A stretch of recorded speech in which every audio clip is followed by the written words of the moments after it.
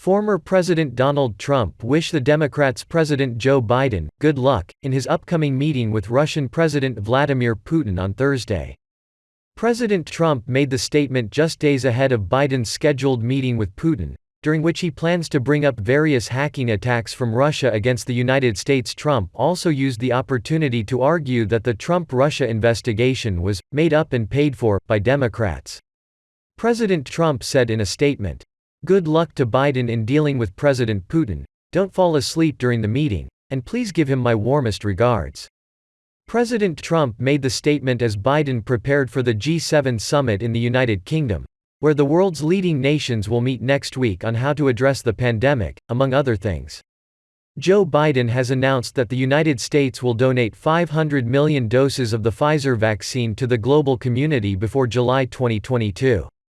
It is the largest donation from any nation since the beginning of the pandemic. Joe Biden had made clear in the opening days of his administration that the United States would focus on vaccinating Americans first before turning its attention to global need.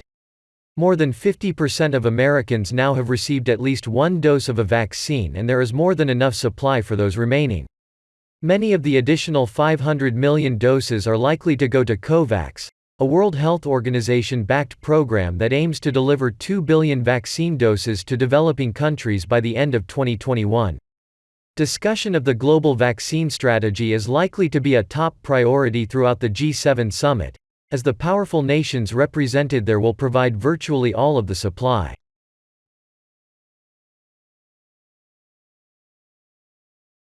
Former President Donald Trump said Thursday morning that Joe Biden should dismiss the Joint Chiefs of Staff over comments regarding climate change. President Trump declared in a statement, "Biden just said that he was told by the Joint Chiefs of Staff that climate change is our greatest threat.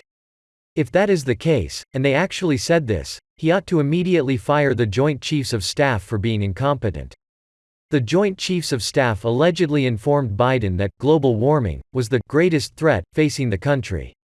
On Wednesday, the president relayed the message to United States troops stationed at Bury St. Edmunds in the United Kingdom. Biden told the soldiers, "When I first was elected vice president with President Obama, military sat us down to let us know what the greatest threats facing America were, greatest physical threats. This is not a joke.